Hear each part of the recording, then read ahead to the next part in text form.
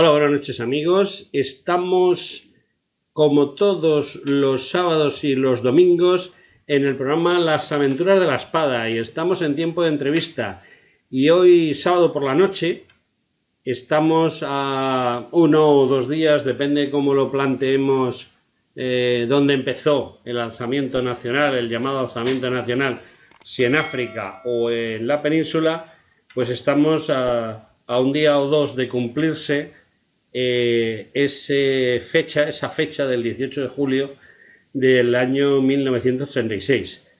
Y como ya sabéis, yo tengo mi historiador de cabecera para estas cosas, que es quizá el hombre que está más enterado, que tiene más conocimientos y mejor conoce los entresijos de esa falange que en los años 30 existía en España. Ya hemos hablado con él en otras ocasiones de esta fecha, del 18 de julio, hemos hablado del 20 de noviembre, hemos hablado del mes de febrero de 1967, que nos queda por terminar de concretar en un futuro programa, al que además anuncio a Juan Manuel que para que sea más completo entiendo que debe de contarse con las dos posturas que se vieron forzadas, que no voluntariamente sino forzadas a integrarse conjuntamente, con lo cual bueno, pues he trabado ya conversación con un carlista de pro,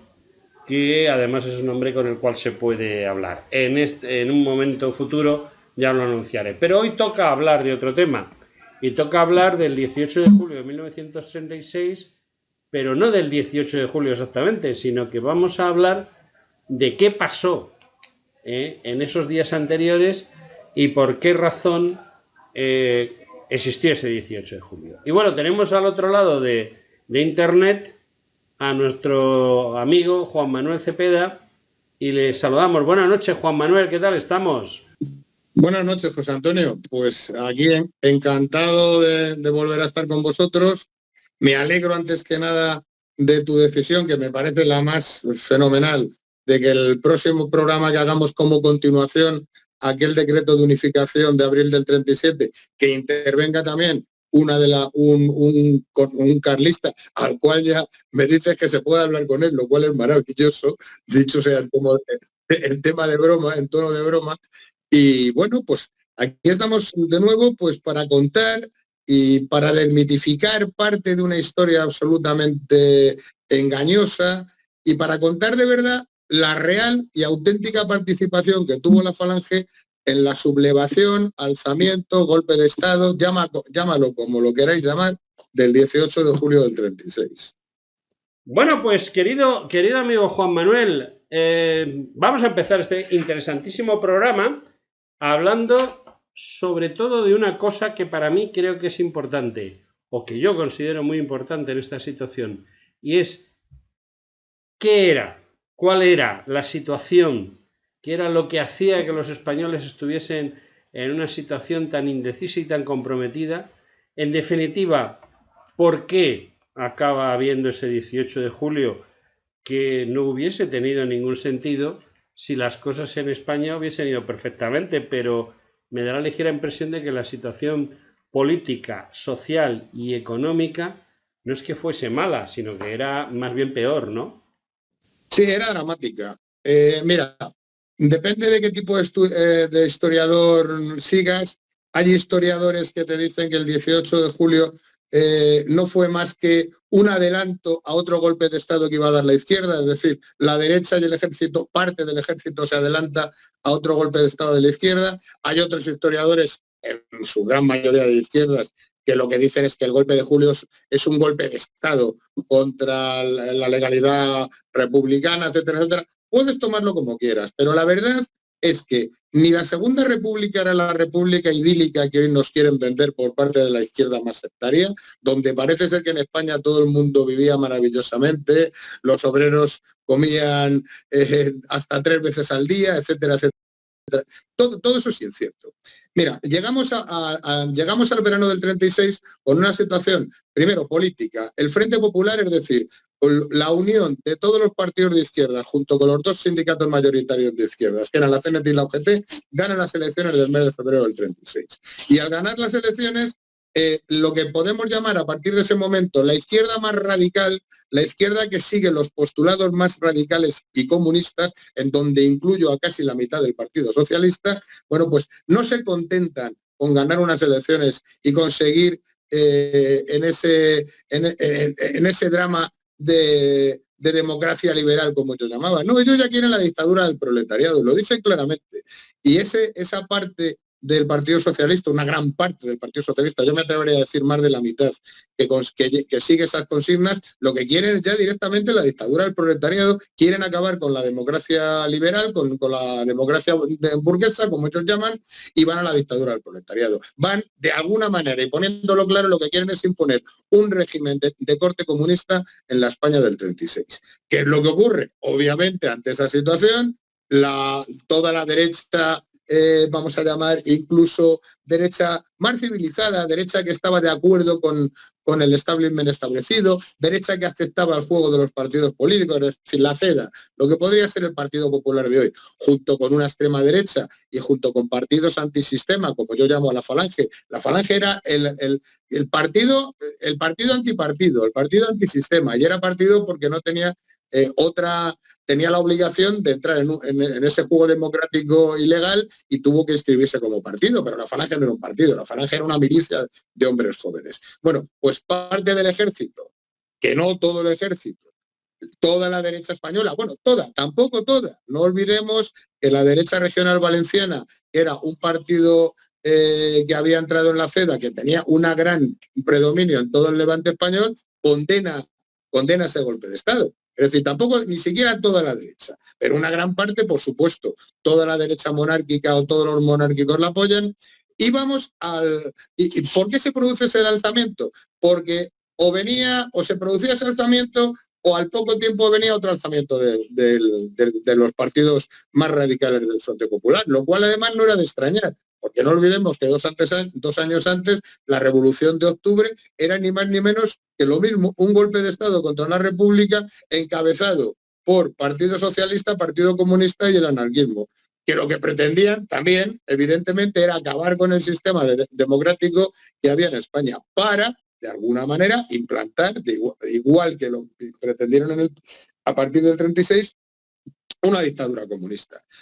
Se produce, luego, si a eso le unimos, que desde que gana el Frente Popular las elecciones de febrero del 36, lo que yo llamo la primavera trágica, por supuesto, la Falange estaba en pie de guerra. O sea, ya antes casi lo estaba, pero a partir de febrero del 36 la Falange está en pie de guerra, está muriendo y matando por las calles de España. Las juventudes socialistas ni te cuento, las juventudes comunistas ni te cuento. Es decir, ya hay un sentimiento de preguerra civil en la sociedad española, precisamente en lo que podemos llamar los polos más radicalizados, la Falange por un lado y las juventudes socialistas por otro, sobre todo, insisto, las juventudes socialistas.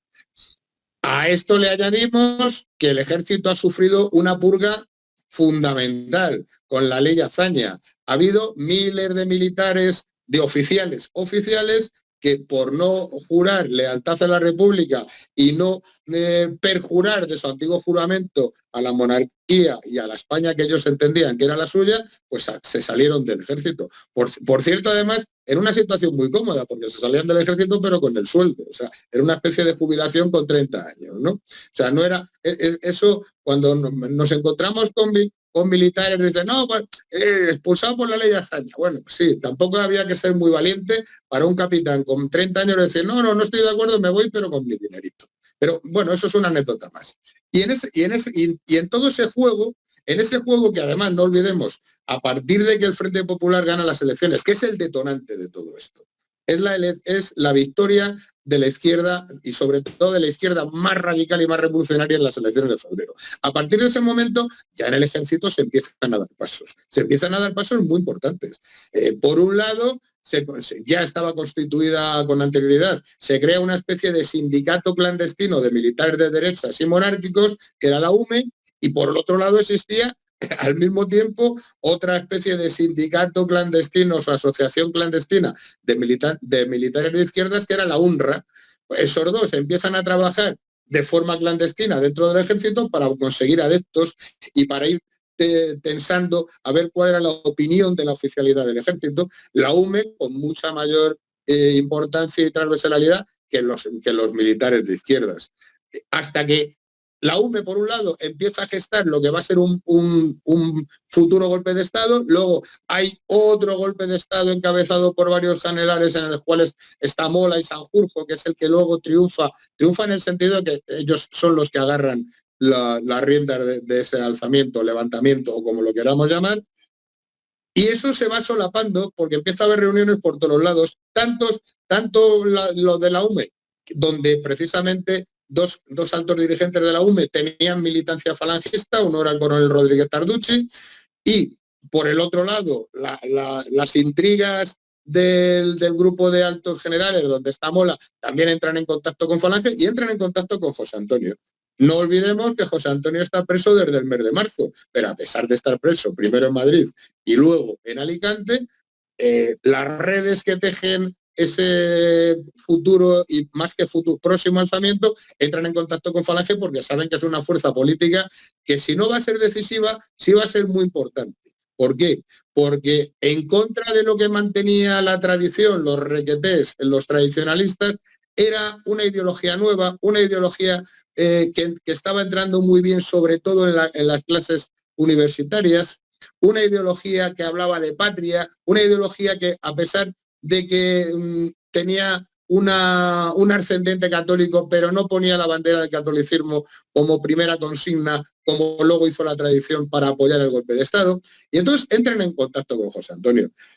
Y fíjate, si nos vamos ciñendo a la intervención de la Falange y los prolegómenos de esa intervención en el golpe de Estado está claro. Mira, ya años antes, y cuando todavía ni siquiera había ganado las elecciones la izquierda, que gobernaba, en España gobernaba la CEDA con el Partido Radical de la Rus, concretamente en junio del 35, José Antonio ya decide en ese vamos a llamar reunión, congreso, llamémoslo como queramos, cuando convoca a toda su junta de mando en el Parador Nacional de Gredos, ya decide que la Falange tiene que ir a una insurrección armada. Y estamos hablando junio del 35. Que vuelvo a repetir, el Frente Popular no está en el poder. ¿Por qué? Porque José Antonio crea una Falange que no es un partido más. No quiere entrar en las reglas democráticas de la democracia liberal y parlamentaria. Entonces, es un antipartido, es lo que hoy podríamos llamar un antisistema, era un grupo antisistema, que lo que lucha no es tanto en cuanto con que la derecha esté en el poder o con que la izquierda esté en el poder, más o menos radicalizados. Lo que lucha es contra el mismo sistema. Y vuelvo, insisto, en junio del 35 José Antonio llega a una conclusión de que si la Falange triunfa o la forma de triunfar de la Falange, es decir, diseña una estrategia. Tiene que ser mediante una insurrección armada con el apoyo del ejército o incluso sin el apoyo del ejército. Como luego dirá en las últimas circulares de junio del 36. Si ya tenemos ese precedente, con lo cual no nos puede extrañar que José Antonio, como líder máximo de la Falange, al final dé su apoyo al alzamiento del ejército, si nos vamos, nos encontramos con otra circular muy curiosa que se manda a todas las jefaturas provinciales y territoriales de Falange de mayo del 36. En esa circular, José Antonio, que ya está en la cárcel, lleva en la cárcel un par de meses, lo que avisa es que es conocedor de que distintas tramas militares e incluso civiles están entrando en contacto con jefaturas locales y provinciales de la Falange y les están proponiendo entrar en esos complots. Y José Antonio lo prohíbe totalmente, dice que bajo ningún concepto y que en todo caso cualquier tipo de contacto, reunión, acercamiento se tiene que realizar por él. Habla por la jefatura nacional, obviamente por él. Y llegamos a un punto clave. Sería absurdo negar, como algunos han negado, que José Antonio no tenía nada que ver en el alzamiento, ni en la Falange no tenía nada que ver en el 18 de julio, porque como José Antonio estaba preso, ya hemos contado en antiguos programas, recuerdo perfectamente, donde decíamos, José Antonio cuando está preso en la cárcel Modelo de Madrid, recibe cientos de visitas diarias. Y cuando llega a la cárcel de Alicante, hasta el 18 de julio precisamente, hay días que recibe casi 1000 visitas, que es una barbaridad. ¿Qué queremos decir con eso? Que José Antonio estaba preso pero no estaba incomunicado, que los enlaces de José Antonio funcionaban perfectamente, que José Antonio tanto en la cárcel de Madrid como en la cárcel de Alicante recibía visitas, por supuesto, de amigos suyos, incluso de alguna novieta que tenía, pero en su gran mayoría las visitas que recibía eran visitas políticas, eran visitas, recuerdo ahora pues el jefe de Murcia, el Federico Servet, que se escapa de la cárcel y se va a ver a José Antonio para recibir consignas directas suyas. O sea, es decir, José Antonio no estaba incomunicado ni de la situación que había en España a nivel general, ni mucho menos de las tramas y los complots que el ejército estaba preparando por un alzamiento contra la República. Y por eso te digo que nos vamos al último mes al mes de junio, donde José Antonio ya ha tenido contacto sobre todo con Mola, sobre todo, ha tenido contactos por personas intermedias, evidentemente, pero insisto hasta la saciedad. En la cárcel de Alicante hasta el 18 de julio iba a ver a José Antonio todo el mundo que quisiera y más. Y, vamos, recordemos una anécdota de José Antonio cuando está en la cárcel Modelo de Madrid, que ya estaba tan harto de recibir visitas que cuando está jugando un partido de fútbol le dice José Antonio que ven a verte no sé qué, y le dice dile que no estoy. Fíjate, la excusa que ponía en plan broma de porque ya estaba harto de recibir visitas. Bueno, pues nos encontramos con que a final de junio, a partir del 15 de junio, José Antonio, después de todas las instrucciones que le llegan por ejemplo, por Rafael Garcerán, por ejemplo, por Finat, el famoso conde de Mayalde, que era diputado de la CEDA, pero era muy amigo personal de José Antonio, que luego entraría en la falange franquista. Por diversos intermediarios, él está al corriente y él negocia directamente con Mola la intervención de falange.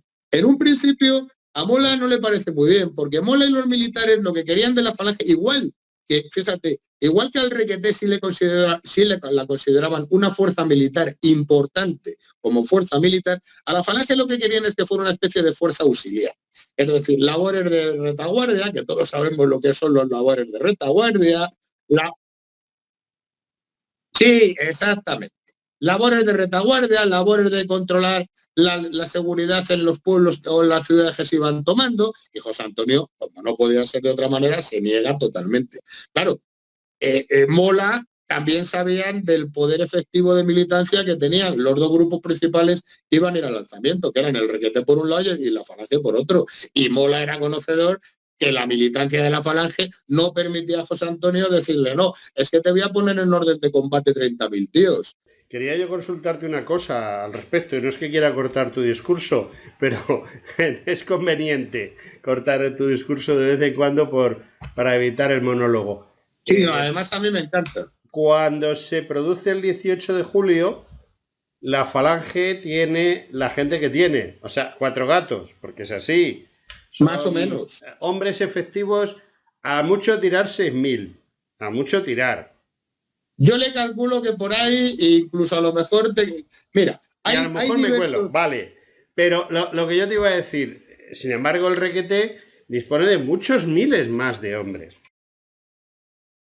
Muchos más. Pero 3 meses después, los requetés la situación ha cambiado. Han perdido hombres y no los han repuesto, mientras porque no tenían el número más. De falangistas se ha multiplicado por 10. Claro, pero José Antonio, la explicación a este enigma que tú planteas es muy clara. El Requeté era una organización paramilitar con una tradición de siglos. Incluso ellos, por supuesto, estaban organizados de forma militar, tenían sus tenientes, sus sargentos, sus capitanes, etcétera, en sus tercios, organizados ya no de la primavera del 36, de mucho más. Claro, pero el Requeté tenía muy poca... Exacto. Pero tú sabes, igual que yo, el problema que tenía el Requeté es que tenía una escasa implantación a nivel nacional. Es decir, en Navarra tenía mucha gente. En el País Vasco tenía bastante gente.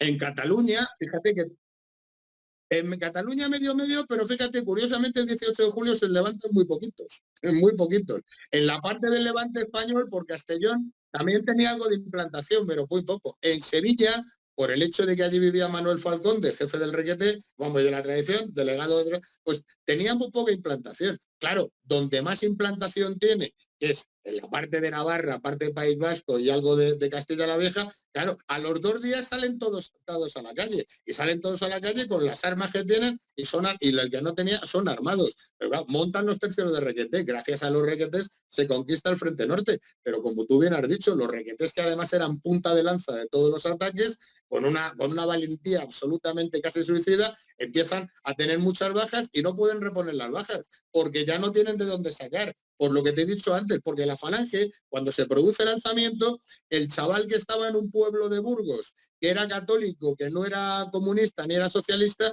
cuando le dicen te tienes que enrolar, era mucho más simpática, mucho más atractiva la Falange que no enrolarte en el requeté. Entre otras cosas, te he dicho Burgos, pero te podría haber dicho, no sé, cualquier pueblo. En Ávila, pues en Ávila no había requetés. Y es verdad que la Falange antes de la guerra tenía muy poca implantación, pero tenía algo de implantación. Y ese algo de implantación eran los que iban haciendo el reclutamiento. Y precisamente por eso, si en la primera semana de julio del 18 se levantan en armas 10 o 15.000 requetés, incluso algunos más, lo que sí vemos es que a los 3-4 meses, a diciembre del 36, hay en armas más de 50.000 falangistas combatiendo en banderas de Falange. Que sí, que no eran falangistas comprometidos o convencidos más que comprometidos, claro, que no conocían a fondo la ideología nacional sindicalista, por supuesto, pero eran chavales que se pusieron una camisa azul, que sabían, de lo poco que sabía la Falange, es que eran patriotas, que creían en España y que luchaban contra el comunismo. Y con eso poco les valía. Y esa fue la realidad. Entonces, entrando y volviendo al discurso en el que estamos, precisamente hablando de esa diferencia entre el requeté y la Falange, ¿qué es lo que ocurre? José Antonio empieza a negociar. Al principio, como todos, Mola no era tonto, Mola pidió informes a todas las capitanías generales, a los que estaban comprometidos con el golpe. Y claro, imagínate, pues le llamaban de Burgos y le decían, Emilio, aquí la Falange, pues sí, tiene implantación, pero deben ser 25. Claro, en Ávila, pues deben ser 30. Claro, y en cambio, él, que además estaba en el gobierno militar de Pamplona, sabía los miles de requetés que había en su zona. Bueno, pues se produce en ese tira y afloja hasta el punto que el 24 de junio, fíjate qué fecha estamos hablando, 24, José Antonio dicta y manda a todas las jefaturas de Falange una circular, que además la llama reservadísima, donde de alguna manera la lectura de esa circular es que niega el apoyo a cualquier tipo de golpe militar. O sea, lo niega rotundamente. Incluso llega a decir una de sus frases célebres de que se hará con el escarnio de nuestras camisas azules, etcétera, etcétera, etcétera. Pero del 24 de junio al 29 de junio, en solo 5 días, radicalmente José Antonio cambia. Y cambia hasta el punto que el día 29 de junio, sin que haya pasado nada extraordinario. Yo me imagino que en esos 5 días Mola pues le daría más protagonismo. José Antonio quería 2 cosas, que es las que fija luego como requisitos imprescindibles para que la Falange apoye el golpe o el alzamiento contra la República encabezado por el ejército. Quería, primero, que la Falange luche en sus propias unidades. Es decir, que el ejército no cogiera la militancia falangista y la encuadrara en compañías o en batallones del ejército. Cosa que luego más o menos pasó, pero bueno, esa era la primera condición. Que además lucharan bajo sus propias banderas y símbolos, que lucharan con sus mandos, a la orden de sus mandos, y que en todo caso, en cualquier sitio donde se levantara la Falange, solo estaba establecido, se permitía que un 30% de la tropa falangista pasara a estar directamente a las órdenes del ejército. Fíjate, José Antonio, yo creo que con una valentía que así que roza casi la broma, casi pretendía que el ejército iba a tirar mano porque no tenía soldados, iba a tirar mano de la Falange. También es cierto que en aquella época José Antonio, cuando recibía las visitas de sus jefes provinciales, le exageraban todos. Todos le contaban, mira, hay una anécdota muy curiosa, que además propicia parte de ese alzamiento.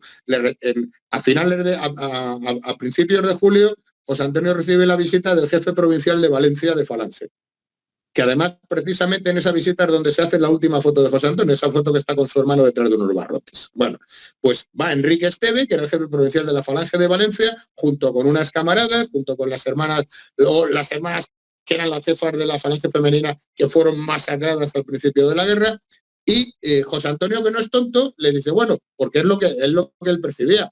¿Cómo está la Falange de Valencia? ¿Cuántos sois? ¿Qué ánimo tiene? Y entonces Enrique Esteves le debió decir, pues no sé, somos 15.000 y tal. Y le dijo José Antonio, creo, uno de sus rapapolvos famosos, y le dijo, dejadme de contarme tonterías, porque si fuerais tanto yo no estaría preso en esta cárcel, ya me habréis liberado. Y entonces, fíjate, Esteve, cuando vuelva a Valencia, para quedar bien con José Antonio y demostrarle que tenían lo que tenían que tener bajo los pantalones, pues dio la orden que una escuadra de la primera línea asaltara la Radio Valencia y proclamara la revolución de la Falange. Y luego fue un error, porque lo que hizo el gobierno Frente Popular es, si había 30 falangistas todavía en libertad, los detuvo a todos, ¿entiendes? Pero bueno, así estaban las cosas. Yo creo que José Antonio podía tener un análisis equivocado realmente de la militancia que tenía bajo sus órdenes y que, ojo, no de la militancia, de la que luego estaba dispuesta a coger un fusil y liarse a tiros. Y una cosa era militancia, claro, José Antonio, una cosa era los simpatizantes, los medio militantes, los que iban a los mítines, tal, y otra cosa era la primera línea y el SEU, que estaba, como ya he dicho antes, en línea de combate desde hacía muchos meses. Bueno, pues el 29 de junio, José Antonio cambia totalmente de parecer y autoriza el apoyo de la Falange. Fíjate si lo autoriza, que incluso en connivencia con el ejército, dictan una contraseña, una consigna que es Covadonga, si mal no recuerdo, para que cuando un jefe militar quisiera entrar en contacto con un jefe de Falange, fuera de donde fuera, tenían que decir esa consigna para saber que estaban los dos en el complot. Bueno, autoriza ese alzamiento. Y el alzamiento, que empieza el 17 de julio, como bien has dicho, en África, el 18 de julio en algunos sitios de España y el 19 en la mayoría, pues desde mi punto de vista, pues es bastante caótico. Yo siempre he dicho que me sorprende mucho que el llamado bando nacional ganara la guerra, primero con el caos que se produce el 18 de julio. Pero claro, tampoco, no me sorprende tanto cuando analizo qué es lo que hizo el bando rojo o el bando de izquierdas, que todavía era más caótico. Era más caótico que el propio bando nacional. Si tú hubieses estado en un país soviético como he estado yo trabajando, sabrías que la palabra mantenimiento, la palabra organización, esas palabras no existen. Es decir, ahí llega un tío, dice lo que hay que hacer y los demás a obedecer. Y claro, si el tipo sabe de lo que se trae entre manos, vale. Pero es que, por desgracia, normalmente en los países comunistas manda el más ladrón de todos. No sabe lo que se tiene entre manos. Y luego sí es verdad, pasa eso. Luego sí es verdad que la República o el bando rojo, llamémoslo como queramos, bando republicano. Cuando yo hablo de bando rojo, zona roja, en ningún caso es un apelativo despectivo. No, es que ellos mismos se llamaban. Que ellos mismos se pusieron. O sea, ellos se llamaban rojos, creo recordar. Exactamente, exacto. Bueno, pues fíjate, estuvo a punto, en donde triunfó, le faltó muy poco para salir derrotados. Y lo consiguieron gracias a que parte de los militares, que incluso no apoyaban el golpe, el alzamiento, se retrajeron a la hora de dar armas a las milicias populares. Si desde el primer momento en la mayoría de las capitales de provincias donde triunfa el alzamiento, los mandos militares que no apoyaban el golpe porque creían que debían ser fieles a la Constitución y a la República, etcétera, etcétera, hubieran sido conscientes de lo que les venía y hubieran armado al pueblo, yo dudo mucho que el 18 de julio no hubiera pasado, no se hubiera quedado en otra sanjurjada más. Lo que pasa es que, insisto, los propios militares republicanos, que aunque tuvieran tendencias izquierdistas, salvo los muy radicalizados, tenían más temor a sus propias milicias que a las milicias del bando contrario. Mira, hay un caso muy curioso que no sé si lo he hablado yo contigo, que es el 14 de abril. Tú sabes que de repente aparece un camión y en lo alto de la cabina del camión pues hay un teniente de ingenieros con una bandera de con la bandera republicana. Ese hombre es uno de los que tú estás retratando, que murió fusilado por las milicias izquierdistas en las tapias de la Facultad de Arquitectura aquí en Madrid. Murió fusilado por sus propios correligionarios. ¿Por qué? Y mira, pues porque cuando esto se desmadra el 18-19 de julio, en vez de utilizar la cabeza para pensar, la utilizan para llevar la boina. Y entonces dicen, todos los militares son golpistas. Y están equivocadísimos. Claro, Yo he visto pero José estadísticas. Antonio, El claro, 70%, el 70% de los militares, el 70% de los no militares apoyaba el golpe de Estado. no Claro, solo no lo apoyaban, la mayoría de los sino que eran contrarios. generales estaban con la República.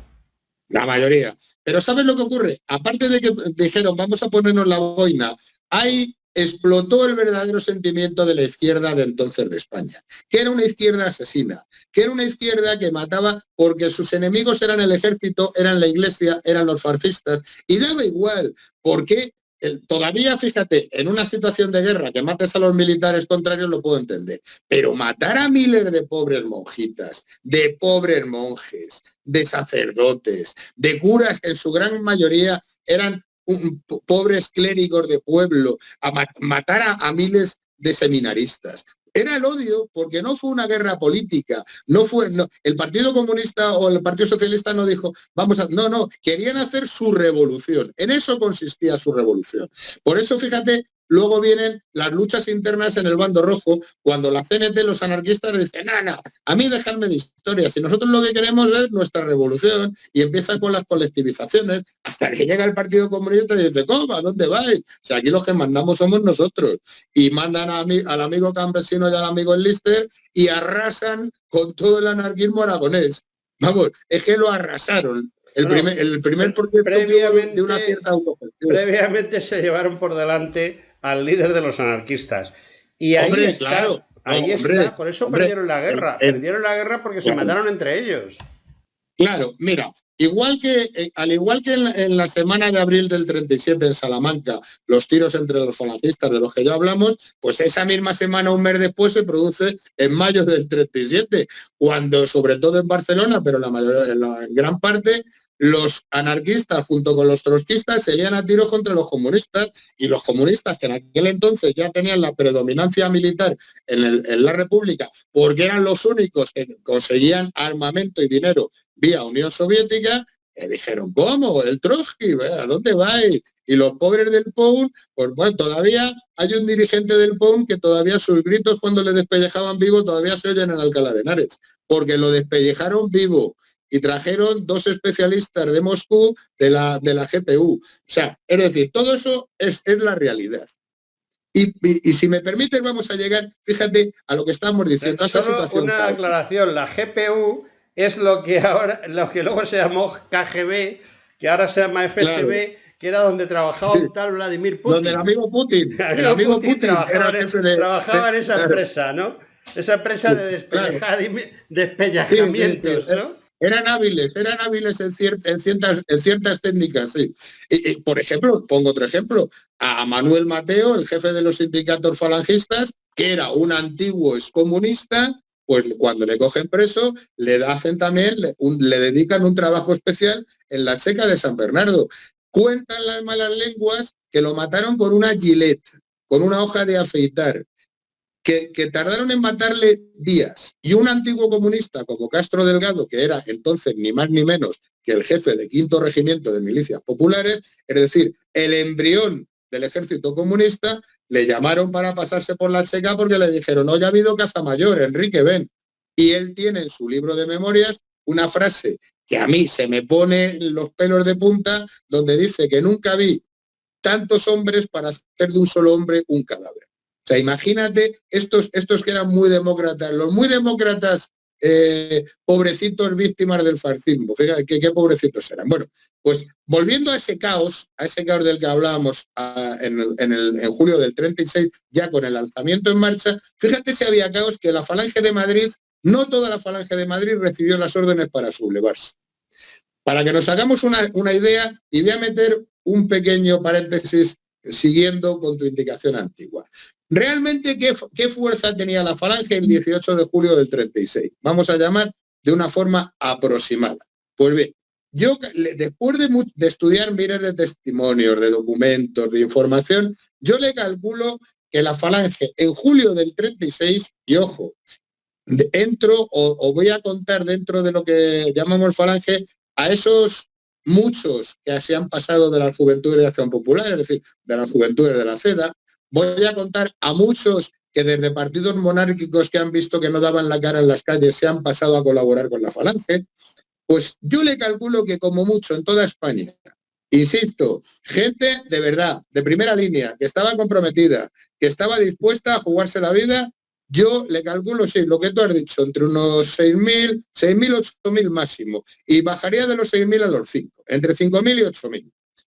¿Qué ocurre? Claro, que cuando no hay guerra, vale, todo el mundo era muy valiente, pero cuando empiezan los tiros de verdad, y ya no son tiros donde si te toca a ti la mala suerte de que vas a la facultad puedes tener un atentado, no. Cuando ya los tiros están generalizados, muchos de esos que venían del Al-Jab, muchos de esos que venían de los monárquicos alfonsinos, y también muchos que militaban en Falange, dijeron, hostia, que por aquí ya... Y hubo, claro, hubo, y es la realidad, deserciones. Hubo gente que se quedó en su casa, pero también tiene una explicación. La militancia activa de Falange estaba entre los 14 y los 20 años. Eran chavales. Se dieron cientos de casos de chavales que con 16 años, el 18 de julio, se pusieron su camisa azul, cogieron la pistola que tenían en casa y sus padres no les permitieron salir de casa, porque eran niños casi. Esa es la realidad. Y luego hubo otros que, siendo niños o menos niños, que se asustaron. Es que iban a una guerra, ya no iban a un mitin de José Antonio en el Cine Madrid, donde sí, se sabía que a la salida del mitin podía haber enfrentamientos. O ya no iban al instituto al día siguiente, donde sabían o tenían la posibilidad de que podían tener un enfrentamiento a palos, a puñetazos o en el peor de los casos a tiros con la Juventud Socialista. No, eso ya era una guerra. Les convocaban para entrar en Madrid, en el cuartel de la Montaña, y apoyar al ejército en el inicio de un golpe de Estado. Bueno, pues fíjate el descontrol absoluto que había en la Falange de Madrid, que en la Falange de Madrid, que no nos podemos engañar, era la falange más potente que había en España, y yo prácticamente puedo decir que mantenía más de un 33%, más de un tercio de la militancia nacional. Bueno, pues la Falange de Madrid, que siempre tuvo a gala su primera línea de contar con 5 centurias de primera línea, es decir, con 5 centurias de chavales que estaban preparados para salir a la calle y jugársela y matar o ser muertos. Bueno, pues de esa primera línea que se contaba, no solo esas 5 centurias, sino por miles el SEU, tenía un SEU potentísimo la Falange de Madrid. Bueno, pues consiguen entrar en el cuartel de la Montaña a menos de 300. Si mal no recuerdo, 272. Gracias a Dios, porque eso les salvó la vida.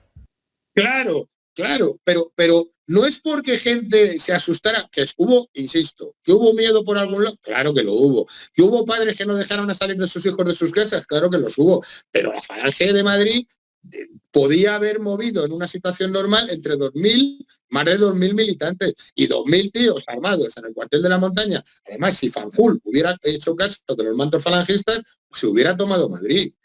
No recordemos que lo primero que hace Fanjul, contraviniendo todas las instrucciones, directrices y experiencias de un golpe de Estado, es acuartelarse, cuando lo que tiene que salir es a la calle. Y además los jefes de la milicia de la primera línea, que son los pocos que consiguen entrar en el cuartel de la Montaña, al mando de Ponce de León y al mando del hermano mayor de los García Noblezas, de Pepe, lo que le dicen a Fanjul es, no sea usted bruto, que la cárcel modelo de Madrid la tenemos a 5 minutos andando, y en la cárcel modelo había más de 2.000 falangistas presos, porque no solo estaban falangistas de Madrid, estaban falangistas de toda España. Y Fanjul se niega. Fíjate solo con que hubieran aceptado esa recomendación. Esa negativa le costó la vida. Le costó la vida a él y a muchísimos más. Yo te voy a decir una cosa. Mi experiencia como militar, y voy a criticar a Fanjul, mi experiencia que he visto en los Balcanes, que he visto en Afganistán, que he visto en cualquiera de los teatros de operaciones que he estado, es que las guerras no las ganan los que tienen las mejores armas, sino los que tienen algo dentro de los pantalones. Efectivamente, los más decididos. Cuando te lías la manta a la cabeza, te la lías. O sea, no puedes... Sí, no, bueno, no sé... Pero ¿sabes por qué ocurre eso? Por lo que estamos hablando antes, por el caos. Porque Fanjul no iba a ser el general que levantara el ejército en Madrid, iba a ser García de la Herrán, y al final no sé qué pasa, que García de la Herrán se equivoca, dicen que no va, cogen a última hora Fanjul a última hora está escondido en casa de no sé quién, le cogen en un coche, ese fue parte del caos, exactamente. Pero es que pasa lo mismo en Barcelona. Te estoy hablando de las dos capitales importantes de España. No, en Barcelona no estaba Ansaldo. No. En Barcelona, quien tenía que tomar el mando, ordenado por Mola, era Godet. Pero Godet estaba en Mallorca. Estamos hablando y Godet parece ser... la Falange, ¿quién estaba? No, bueno, el tema de Barcelona, fíjate, del alzamiento del 18 de julio de la Falange catalana tenemos para una hora, pero voy a intentar desintetizarlo. Te doy 5 minutos, Juan Manuel. 5 minutos, mira. La Falange catalana estaba al mando de un abogado catalán, íntimo amigo de José Antonio, que se llamaba Roberto Basas. Era el jefe territorial de la Falange. La Falange de Barcelona, la más potente, estaba al mando de otro íntimo amigo, ya no de José Antonio, sino de Basas, que era el provincial de Barcelona, que era la provincia donde más militancia había. Pero es que, claro, no nos olvidemos, que se llamaba José Ribaseba. Es que no nos olvidemos, es que la Falange catalana, en su mayor esplendor, nunca llegó a tener 400 militantes. En su mayor esplendor. Por eso antes, cuando hemos hablado, los requetés en Barcelona eran 4 o 5 veces más que los falangistas. No, que luego a la hora la verdad no les valió para nada, porque se sublevaron menos. Pero para que te hagas una idea, fíjate, la Falange de catalana se subleva, la primera línea de Barcelona, se sublevan menos de 100. No llegaban a 90, al mando de Luis Santamarina, el famoso escritor y famoso... Decía Iván Saldo, no, Santamarina, es cierto, me he equivocado. Santamarina, te equivoco, claro. Y Santamarina se subleva cuando Santamarina, de antes de la guerra, ni tenía mando en las milicias, no tenía mando efectivo en nada, lo que pasa era un tío muy valiente, un tío echado para adelante, era un tío que luego le reprochaban que pertenecía al lumpen nocturno de la mala vida de la ciudad condal, es verdad, era un tío que andaba por cabarets, era un escritor como la copa de un pino, y siempre iba rodeado de amigos, en su gran mayoría antiguos legionarios, que, bueno, le podías hacer una crítica moral si quisieras, pero fue el que cuando se dio cuenta de lo que pasaba, él directamente asume el mando de la milicia falangista, contacta con los 3 jefes de centuria de la primera línea catalana, que ya sabemos que era la centuria azul, la centuria roja y la centuria amarilla. Los contacta a él, les da él las instrucciones. Fíjate, a un intelectual erigiéndose en jefe militar de una revuelta. Y es gracias a él que la Falange se levanta. Pero insisto, la Falange se levantaron menos de 90, porque cuando dan la orden de concentración, que además se concentran curiosamente en la madrugada del día 19, en los únicos sitios que había abiertos. La España de entonces no era como ahora, que a las 5 de la mañana está abierto todo. En aquel entonces lo que más tarde cerraba, y sobre todo en Cataluña, eran los canódromos. Fíjate qué curioso. Canódromo, ¿no era la cantina de la estación? No sí, era la cantina de la estación, que es otro sitio típico en esa época. Claro, pues dan la orden de concentración en 3 canódromos muy famosos, uno se llamaba Kennel, que había en la ciudad condal. Y allí empiezan a acercarse camaradas, pero también, pues claro, tíos con camisa azul. El 18 de julio algunos llevaban una chaqueta encima. Claro, la policía chupao, en cuanto veían 3 tíos con camisa azul, los 3 detenidos. Y al final, después de detenciones, después de gente que también, pues antes de la detención se dio cuenta y se dio marcha atrás, pues lograron juntar a unos 90. Además, 90, que es que no es que lo diga yo, es que lo dice Luis Santamarina, porque después, durante el franquismo, que todos sabemos que fue el director del gran periódico catalán, la Soli, Solidaridad Española, es que él escribió, lo dejó por escrito, y yo tengo el listado de los 93, quiero recordar que eran, con nombres y apellidos, y diciendo quién era cada uno, de qué centuria era, incluso había unos que llamaban de las escuadras negras, que yo la primera vez que lo leí, lo empecé a estudiar, y las escuadras negras eran camaradas de Falange, que no vamos a llamar negras, no es que fueran fascistas, es que eran de Badalona y pueblos limítrofes, y como no llegaban a los 100 para hacer una centuria, se llamaban escuadras. Y cogieron un color, en vez de rojo, amarillo y azul, pues cogieron el color negro. Bueno, pues y entonces, y está enlistado con nombres y apellidos. ¿Quién murió? ¿Quién murió en el alzamiento? ¿Quién murió luego siendo miembro de la centuria Virgen de Montserrat, que todos sabemos que fue la centuria de falange que más heroica de la falange catalana? Pero pasó lo mismo. Y te digo, y fue una cosa muy curiosa también, lo que estamos hablando, la decisión. Roberto Basas, el jefe territorial de la falange catalana, dice que él, como jefe territorial, no apoya el alzamiento. José Ribaseba, el jefe de la falange de Barcelona, sigue las órdenes de Basas y dice que no, que tampoco la apoyan. Y es cuando Luis Santamarina tiene que erigirse en jefe de la falange. Pero se erige en jefe de la falange que se va a alzar en contra de las órdenes de sus jefes jerárquicos superiores. Dicen, y ya lo contaremos en otro programa, que parece ser que José Antonio mandó a última hora a un amigo suyo que se entrevistó con él en la cárcel de Alicante el 16 de julio, que iba camino a Barcelona, y era un tío que no era falangista, era un amigo, yo creo que debía ser amigo cliente de José Antonio. Bueno, pues dicen y está escrito que José Antonio a última hora se echó para atrás y que le mandó y además también sabemos su nombre y apellido, a Juan Vidal Salvo, que le dijo, ¿dónde vas? Voy a Barcelona, por favor, cuando llegues a Barcelona, vete a ver a este abogado y dale mis instrucciones de que la falange no se subleve. Y eso está escrito y parece ser que Juan Vidal se reúne con Roberto Basas, le da las órdenes de José Antonio y ese es el motivo por el cual la jerarquía de la falange catalana no apoya el alzamiento.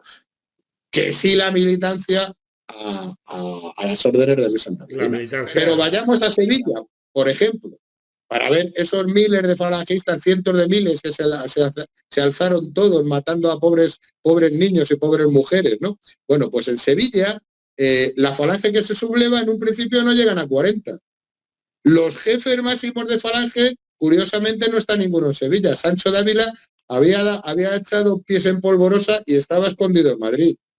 Y la falange de Sevilla se alza a las órdenes del algabeño, el famoso torero Carranza, José Carranza, que era un torero falangista, un tío muy valiente, que no hacía falta, fíjate, torero y falangista. O sea, lo que tenía bajo los pantalones que tú has dicho antes debía ser inconmensurable. Bueno, pues bajo sus órdenes se levantan. Fíjate, más aún, el primer muerto de la guerra es un chaval del SEU de Sevilla, que cae muerto con un tiro en la cabeza cuando van en un coche por la calle Sierpes y van, eso, porque era el domingo, y lo que se dan cuenta es que todos esos que eran la derecha, los señoritos de derecha sevillanos, todos aquellos que decían hay que acabar con los rojos, estaban todos tomando el aperitivo en las terrazas de la calle Sierpes y en las terrazas de Triana. Como corresponde. Bueno, pues un coche con 4 chavales del SEU, que lo que van es, al final casi los insultan, lo que van es diciendo, venga, que nos hemos levantado, que el ejército se ha levantado, venir a apoyarnos, pues el primer muerto de la guerra civil es un chaval del SEU de Sevilla, al cual un guardia de asalto le pega, un teniente de la guardia de asalto le pega un tiro en la cabeza cuando dispara el coche. Bueno, pues en Sevilla ocurre lo mismo, 40 se sublevan. Y menos mal que el algabeño habla con Queipo de Llano y le convence y le dice, oiga, mi general, vaya usted, lo primero que tiene que hacer es ir a la cárcel de Sevilla, a la cárcel provincial, que tenemos allí toda la falange presa. Mentira, para que te hagas una idea, cuando liberan a los falangistas presos, que ahí ya sacan a Joaquín Miranda, que era el jefe provincial de la falange de Sevilla, entre todos, entre los que se sublevan y los que hay, no había más de 100. ¿Cuál es la diferencia? La diferencia es que en Sevilla los militares, la cúpula de los militares que preparan el alzamiento, en gran parte sí son falangistas. No, esa es la diferencia. Y son gente de armas tomadas. Está Monereo, está una serie de capitanes, comandantes, que sí son falangistas. Cosa rara, porque luego en casi ningún sitio hubo. Pero vayámonos a otra de las cunas de la falange, que históricamente parece ser Valladolid. ¿Qué ocurre en Valladolid? En Valladolid está claro, sí, el 18 de julio se alzan menos de 100. Menos de 100. Es verdad, Onésimo y gran parte de la falange, 30 de la falange vallisoletana están en la cárcel de Ávila. Girón, gracias a Dios, digo gracias a Dios porque fue el que encabezó el alzamiento, había estado preso en Bilbao, pero le habían mandado a la cárcel de Valladolid. Y cuando se produjo el alzamiento, liberan a Girón, Onésimo sigue estando en la cárcel de Ávila, liberan a Girón, y Girón, que era uno de los jefes de milicias de Valladolid, no el jefe de milicias, uno de los jefes. El jefe de la milicia vallesoletana era Anselmo de la Iglesia. Bueno, pues Girón encabeza los primeros camaradas que va encontrando, tienen, si es verdad, una lucha a muerte contra los ferroviarios de la entonces, no se llamaba Renfe, de la compañía de trenes, que eran donde tenían la mayor potencia los socialistas, los logran vencer al tiro limpio, y ya al día siguiente viene Onésimo, le han liberado de Ávila, viene Onésimo, toma el poder, pero en esos primeros días, una de las mayores gestas del Falange, la toma delante de los Leones, el día 24 sube una centuria al mando de Girón, centuria además incompleta, no iban ni 100. Esa era la militancia que había, con la que se podía contar. Algunos no habían visto un arma en su vida y aprendieron a manejarla en el camión que les llevaba. En los camiones, ya lo contamos en esa anécdota. Juan Manuel, en los camiones que les llevaban desde Valladolid al Alto de los Leones, el que llevaba camisa azul la llevaba puesta y el que no la tenía, pues iba con su camisa blanca de domingo. Pues los militares les enseñaron cómo funcionaba un Mauser. Imagínate el grado de preparación militar. Y no es hasta 2 días después, cuando Onésimo vuelve a hacer otra leva, vuelve a buscar ya camaradas de pueblos, de provincias, ya se empieza a apuntar gente a Falange, que hace 2 días no lo era, y consigue reunir 2 centurias más, al mando de Luis González Vicent, otro junto con Girón de los jefes de milicias falangistas. Que, conclusión, en la primera semana a partir del 18 de julio del 36, en Valladolid se sublevan 300 tíos, cuando supuestamente Valladolid, junto con Madrid, eran la cuna de la Falange. Juan Manuel, nos hemos quedado sin tiempo. Pues tendremos que hacer la segunda parte. Tendremos que hacer una segunda parte. Lo que pasa es que no será hoy, sino será más adelante. Será más adelante, y luego ya sabes, segundas partes en nuestro caso siempre son mejores. Siempre son mejores que la primera. Juan Manuel Cepeda, gran historiador de la Falange, muchísimas gracias por estar ahí al otro lado de internet. José Antonio, sabes que cuentas conmigo para lo que quieras, para eso estamos juntos en la última trinchera. Muchísimas gracias, amigo, muchísimas gracias, camarada. Hasta una próxima conexión. Hasta cuando tú quieras. Hasta luego, Juan Manuel.